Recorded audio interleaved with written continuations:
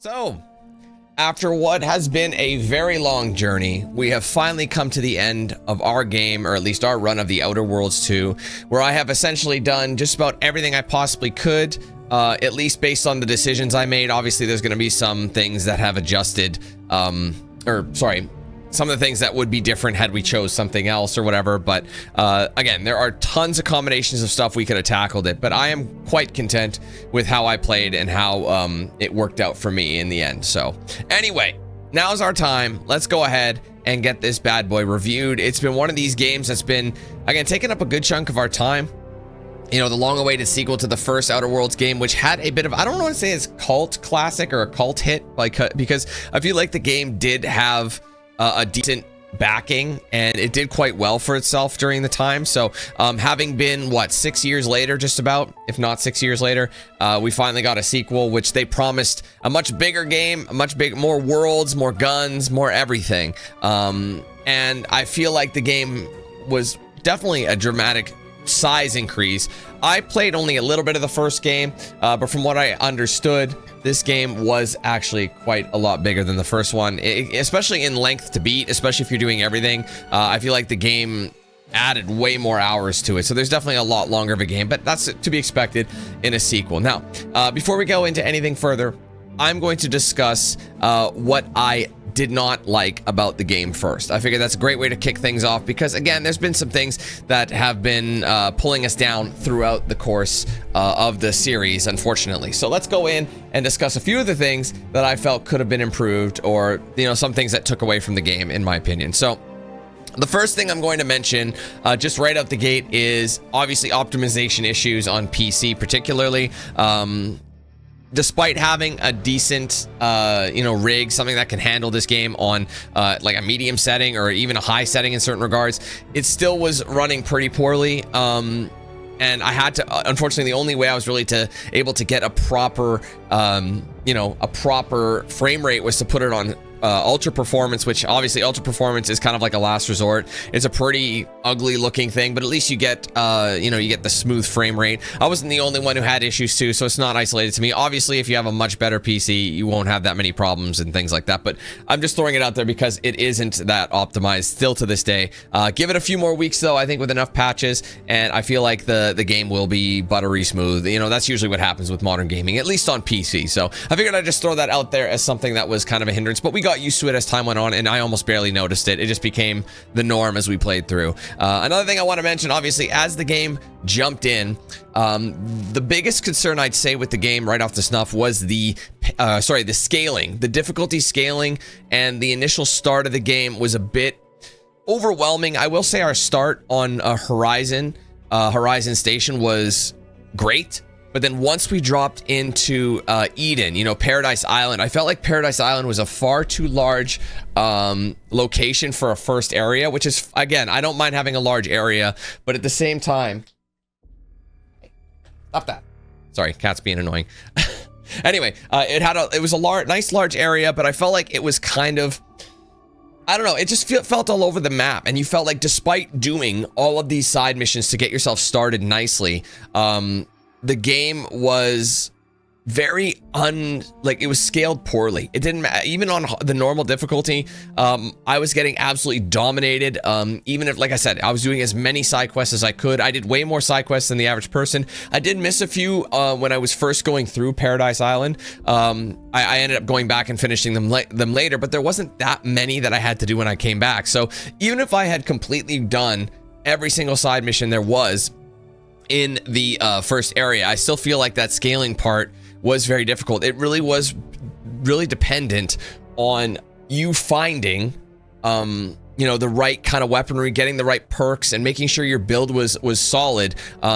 Even then, you just had to have the right combination of everything, because even as we went towards the end of the game, there were certain enemies that dropped your health super quick, and I felt like health management was not really a problem, because I eventually found a build, and I worked through weapons and things that worked for me and just were just dominating. I use my abilities and my perks and all that stuff to kind of work together with obviously the armor and having that the critical damage boost and things like that. There were certain things that really did add to that which made it a lot easier. But I feel like the scaling is a bit off if you don't have the right combination. Honestly, at the beginning of the game, you're not going to have the right combination. You're still figuring out what kind of build you want, what makes sense, and what, you know, is going to work the best for you. So I feel like the start of the game does have quite the difficulty spike, especially from where we were, because the first part of the Paradise Island in particular was a very smooth process until we got to one moment, and then it was just what happened. It's like we had to be like way more levels ahead, and we were restricted by how many levels we could actually do because we were stuck on Paradise Island. We couldn't go anywhere else. So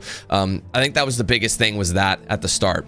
Another thing I wanted to mention as well throughout the game was the whole armor crafting. Sorry, two separate things: armor, weapons, crafting.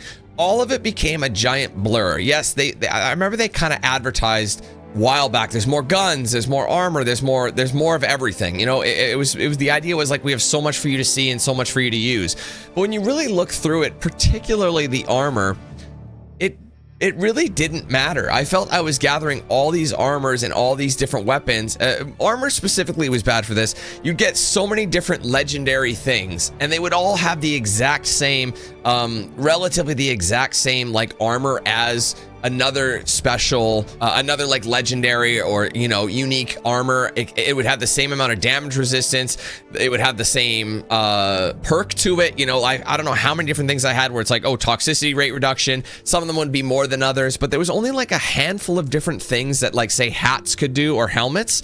You know, there was a critical reduction or critical bonus, sorry, critical damage bonus. Like I said, there was a toxicity reduction. There was a boost reduction, or sorry, like a movement speed, things like that to improve stealth. But there wasn't a very wide diversity of things that you could unlock, and it just felt like I basically kept the same armor throughout the game until I got the best armor in the game, in my opinion, which was that tank armor that gave you the ability to hover, and it had the highest damage resistance out of any of the armors I picked up. But I didn't really understand the need for a stealth armor because it was still stealthy enough. I guess if you're really going stealth build, you could go with something that moves a little bit quicker and you won't get spotted. But again, it's pretty redundant when you really look at it.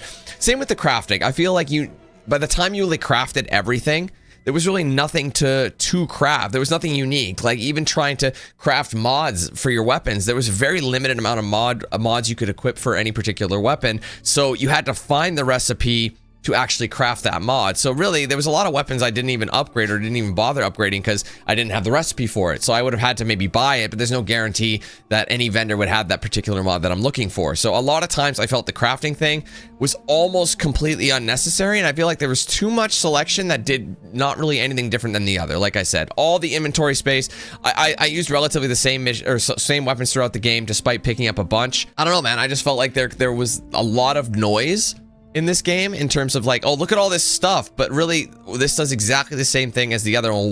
What's the point in getting it? What's the point in keeping it? Inventory management wasn't a concern. Some people love inventory management, but I just picked up literally everything and I never ran out of space. So I mean, there were limited blocks from what I could see, but I didn't run into it, and I was picking up everything. I did sell junk and things like that, but like armor and weapons, I just kept picking them up, and I never really had to worry about it. Sometimes I sold the armor, sometimes I sold the weapons to try and give myself a little bit more, you know, walking around bits to help me spend things. But really, I ended up just started spending money on ammo. That's about it until I started crafting it, or whatever the case would be. So really, the money became redundant. I wish there was ways to use the bits otherwise. Obviously, there's some context moments where you had to bribe your way past a guard or something like that, and that's where the bits come in handy.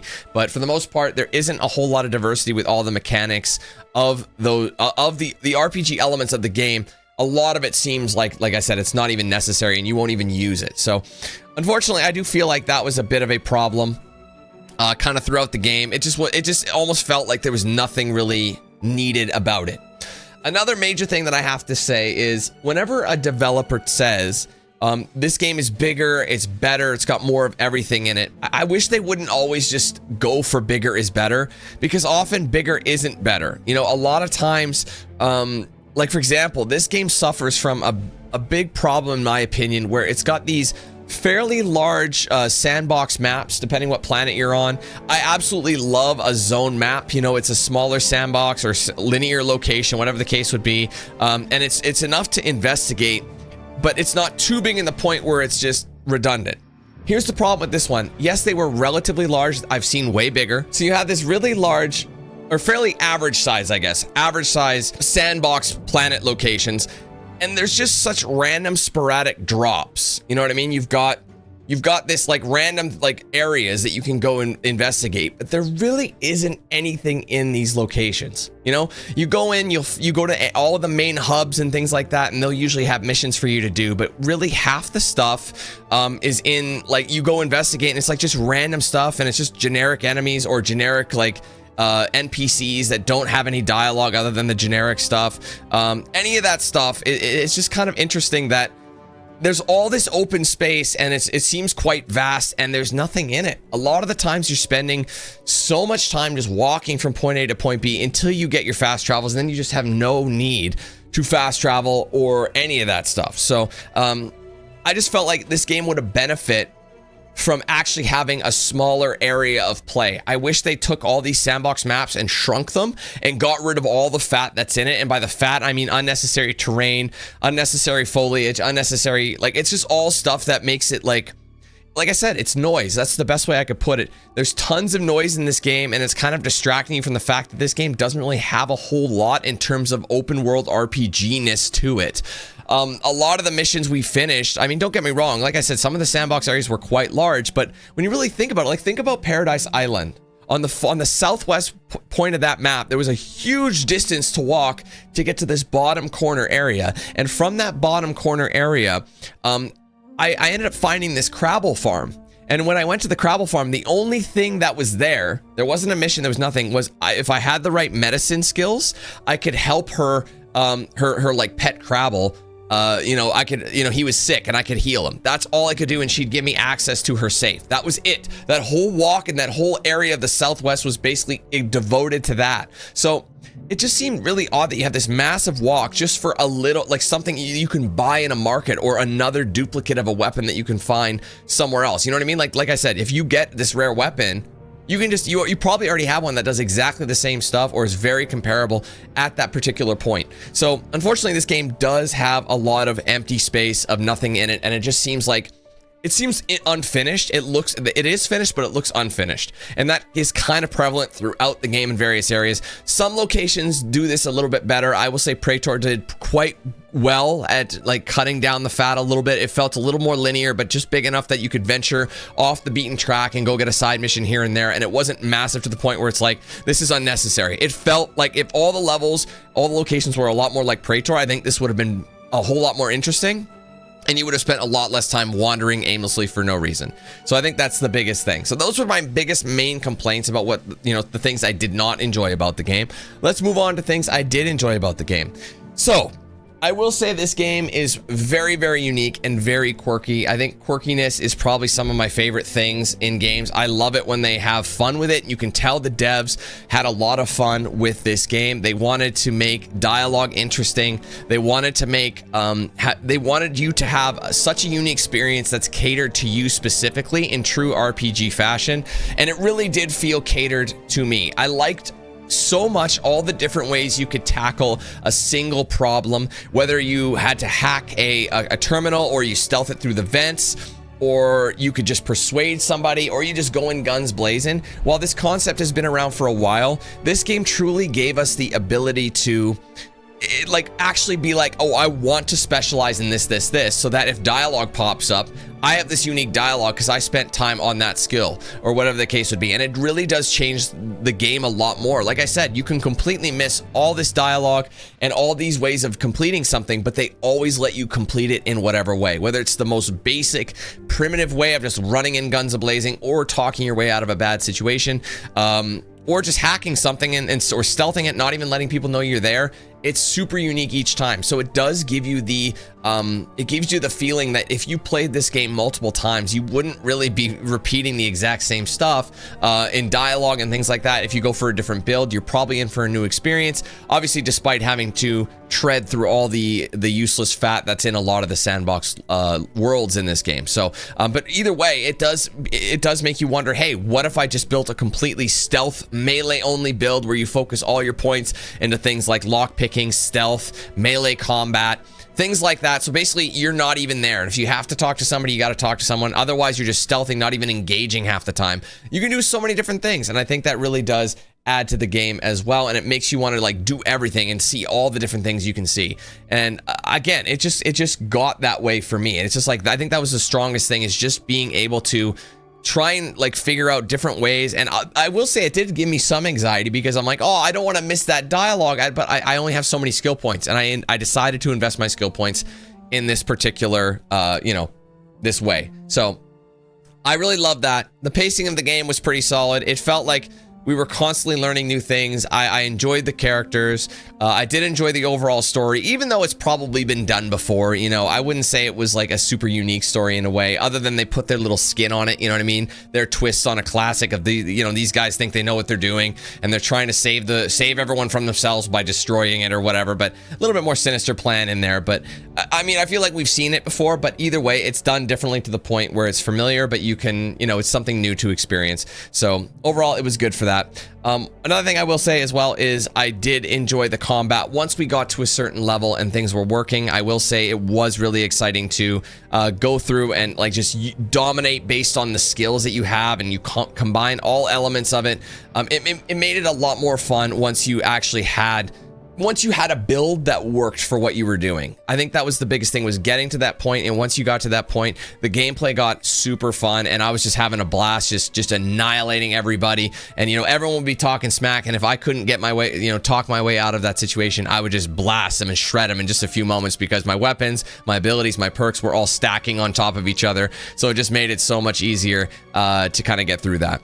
Again, lots of time spent in this game. You're getting a good bang for your buck. There's a lot of gameplay here. I don't know exactly how long it took me to get through this. Not everyone is going to take as long as me to get through this, because I like to literally comb the desert and go through as many things and get my, the most value for money as I can in this game, or in the games I play. And I feel like I did that. And again, each stream so far, the shortest stream has been, I think, over 8 hours. I think this is going to be the shortest stream in the entire series, and we're kissing the 8-hour mark. So just to give you an idea, 6 parts, and each one was anywhere from like 8 to 10 hours long. I have a lot of gameplay under my belt, and obviously as well, I could play it again multiple times, try and get all the achievements. I can go for collectibles. There's so much stuff to do. So in terms of value for money, it is fun, and it has that allure to it, where when you do leave and you finish your session for the day, it's got that appeal to it where you want to come back, you want to play it, and despite having some bland imagery here and there, it does look visually appealing as well, despite having issues. It's kind of a cartoony thing, obviously not not super realistic vibes, but it's got a style, and the art style for me is fun, it's interesting, and obviously, like I said, everything about the different factions, everything is super unique. You're not going to see anything like this. And again, you can tell the devs had a lot of fun with it, especially in some of the dialogue. Some of the dialogue, you could be serious if you want. You could be an absolute guy who doesn't give a shit about anything. You can be an asshole. There's so many different ways to go about it, and it is overall a really fun experience, and I had a blast with it. So in terms of that, just to summarize, despite having a game where it felt very incomplete in some areas, it had a difficulty scaling. I feel like the scaling of enemies and the grind, there was a bit of a grind to get up to where you needed before you got in the groove of the game, and things were working a lot better. It took a lot longer to get there. There's a lot of empty space, like I said. Some performance issues that obviously prevent us from having the best experience there. Despite having a lot of those issues, the game was very unique and quirky. I think it paced itself quite well. Interesting story enough. Again, the whole RPG element of having different perks and different ways of completing a single task is this game's strongest suit. I think that is probably my favorite bit, is trying and the desire to see as many different ways to accomplish a task. Obviously I want to do it all. You can't do it all, but it requires you to come back for multiple play sessions as well. So that's the incentive to play longer. Lots of gameplay. If you literally do everything you possibly can, you're going to get a ton of hours out of this game. So for a AAA price point, it does make sense, and if you're really into this sort of gameplay, I think you're really gonna have fun with it despite its shortcomings. So I do recommend this game. I think it's a lot of fun. I have yet to play the full Outer Worlds 1. Again, I only barely scratched the surface of it when it came out in 2019 and never continued it. I played for like 2 hours or something, so obviously that was not enough to actually fully understand it. People are saying Outer Worlds 1 is a much stronger game than this, which obviously isn't what you want to hear. But at the same time, like me having not played the first one, as I believe Fox had said in the chat, I have the ability to look at this game with kind of a neutral lens, and I probably benefit from that a lot more, which means if I were to go back to Outer Worlds 1 and I like it better, it's an even better experience. But again, for a sequel, you want it to try and go the other direction, but that's not always the case. Sometimes it's better for the original games to be the stronger in the series other than a sequel. But when it comes to sequels, you just got to improve on all the things that you had and then give people more. So I think the biggest thing I will say about this game, it's fun. It's got this uniqueness to it, despite using a formula from other games that it probably doesn't work as well. It still is fun in that sense, but I don't know, man. I just feel like it's got that allureness to it that makes you want to come back and play it. You know, I don't know. There's just something about it that, despite, like I said, despite not being a super strong game in a lot of ways, it also makes up for in a lot of others that just makes it a fun game to play, and I had a blast doing it. Once I got over the hump, I almost bailed on this game. After the first stream, guys, I almost quit, but I kept going, and I'm glad I did, because it definitely was one of my better experiences, which is funny because even at the end of the day, I wouldn't say this game falls under the great category. You know what I mean? I don't think it does. I think it's got too many things that are wrong with it, but it's just, at the same time, it's still fun and I can still recommend it. But I think it's one of those things, like, even though I do recommend it, it's probably a good idea to wait for this game to go on sale a little bit, just because of its shortcomings, or at least just wait until some of the issues they have, like, you know, some of the performance issues, things like that, to be rectified with patches and things like that. I feel like this game, or just wait until it goes on sale in a year and then buy the whole, like, all the DLC with it, and you'll get like a reduced price and you'll get everything.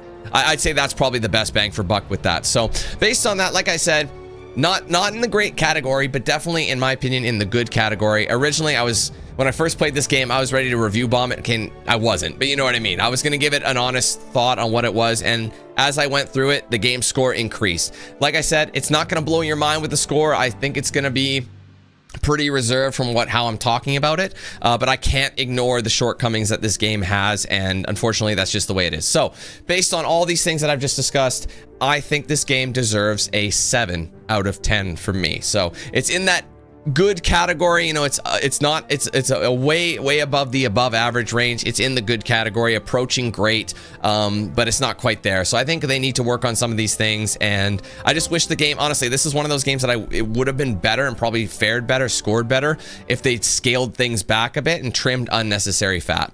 You know what I mean? I think that's the game's biggest thing, is there's a lot of unnecessary fat to make it seem like it's bigger than the first game. But when you really look at it, it's kind of like just extra and unnecessary stuff. They would have been better if they made it the same length as the first game. Just my opinion there. So I don't know. That's my thoughts. So thank you guys so much for watching. I hope you enjoyed this very long series. I had a blast with it regardless. If you enjoyed, make sure you leave a like. Comment your thoughts below, and of course, be sure to subscribe if you're new. Turn on those post notifications with the bell icon so you don't miss anything I put out here on the channel. Be sure to like, follow my socials, Facebook, X, Instagram, Snapchat, and Discord. Those are linked in the description. If you want to get yourself a shirt or hoodie of mine, there's a link in the description for that. Also, a embedded feature right below the stream / the video. Click it, you'll see some options there, but ultimately just go to the website for the full range of products and customization options. Big shout out to the sponsors, of course, DX Racer, Bones Coffee, The Ridge Wallet, Mad Rabbit Tattoo. I use a product, or sorry, not Mad Rabbit Tattoo. I keep doing that. No, Mad Rabbit, yeah, that's right. Sorry, I almost said Jinx. That's my thing. I was like, no, Mad Rabbit is legit. Sorry, my bad. I've gotten so used to my outro now, now I'm questioning it. Mad Rabbit Tattoo. I use those guys' products daily. Check them out for yourselves. Links are in the description for that. Make sure you're using my promo code DanQ8000 to save at checkout with all of them. And also, if you want to send something to my P.O. box, there is an address listed right in the description. Give it a scroll down. Anything that you want to send there will be opened in a social post or a live stream, whatever makes more sense. So check that out if you're interested. Otherwise, one last thing, if you guys want to sign up, check out the Team 8000 membership program. It supports the page immensely. We got 4 tiers, 4 price points, of course. The entry level is 99 cents, so it's cheap and easy to get into the program. But across various tiers, you're going to get things like custom badges by your name, custom emojis using chat, exclusive video and stream access, priority in open lobbies, giveaways, discounts, plenty more. We are working our way back up. Honestly, I don't even want to say that anymore. We've worked our way back beyond anything I could ever imagine, and we got an insane amount of members today, and we are at the record, and currently, from what I last looked at, we are at 825 members. So the next major milestone is 900, which is 75 members away, and based on how we've been getting them, I don't think it'll take us that long to get there. So hopefully we can keep riding this wave. If you guys want to help us get to 900, support the channel, get some cool perks, of course, you can join that with the link in the description. There is a join button below the stream. Also, section on my main channel page as well. If you guys want to gift those members or send super chats, you can do both of those with the $sign icon that's next to chat. Click it. You'll get a drop down that pops. If you are gifting members, just remember you can do 1 to 50. in a single transaction, but ultimately gift as many as you want through multiple transactions. Okay, thank you guys again. Hope you have a great rest of your day and weekend, of course, and hopefully we will catch you in the next one. All right, we'll see you all then. Take care. Peace. Who's the man with the plan? If you feel trouble, wild and wild on these violent and hit you 8,000. Wait a minute, hold that style, it's dialed in. Goddamn Billy Jack, we still riding, tires flat. I hear them sirens, see shots flying, so we driving, fire back if they ain't vibing. Lie with that, got me dressed up in all black. What up? Hood up, and I see them haters try to run with us. They gon' need inhalers, gotta breathe them hard just like Darth Vader. Players, grab your respirators, night invaders get lightsabered. Mask on for the shooters, move like trash to bed intruder. Got that Glock and got them woofers, just press play, I'll keep it moving. Who is not still, you damn fools? Keep it fresh like canned food. There ain't nothing we can't do, so tune into that damn kill. Yeah. It was never, ever a game.